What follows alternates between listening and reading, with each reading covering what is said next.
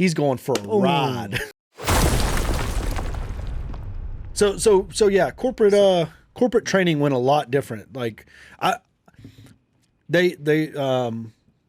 high do you have to be off the ground, OSHA rules or whatever, before you have to tie off?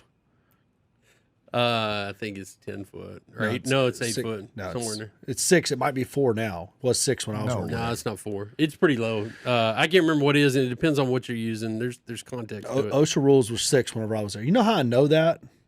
They sent us to fall protection school annually. You had to get recertified. Now, when I started, you didn't have to do that. Do you know why you had to start doing that? Because too many people were still getting Well, hurt. they gave us all of our fall protection equipment, which is like a harness, lanyards, all of that. But there's a bunch of ways to injure yourself with the equipment. Sure. With the equipment. Like using the equipment, people were getting injured that otherwise wouldn't have got injured. Do you know what some of those ways were? So if I have a fall protection on with a lanyard, and Braxton has fall protection on with a lanyard, right? And we're standing there in a safety meeting talking, I could hook my lanyard onto one of his D-rings, and he doesn't know. And he walks off and falls. No. Hell no. Fucking, what kind of weird shit is that? I don't know. Then they break the meeting, and I take off sprinting to where I'm going to go work.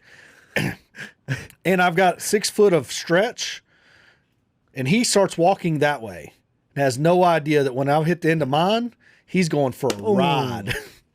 And that shit was happening. And so we were injuring each other with the stuff they gave us to not die on the job. That's pretty funny, though. And ruining the equipment. So then at that point, that lanyard had been popped. And New lanyard. well, we didn't know that. So y'all only use the stretch lanyards or yo-yos? They give y'all No, those they too? had all kinds of different lanyards. The ones that tore down the middle, the ones that stretched, they had all different types. But once you pop them like that, they're popped. We didn't take them out of service. You know, what do? Keep tying off with them. Well, then somebody would fall with a stretched lanyard, and they would put 1,800 pounds of force on their body, which is what I learned in fall protection school, and rupture their testicles out of their ball sack and shit. And so they had to take us to school to say, hey, when y'all fuck off with the equipment we give you, and then you use it to save your life, this is what your nuts will look like. And we're like, I don't want my nuts poking out my ball sack. I think I'll act right. That was it.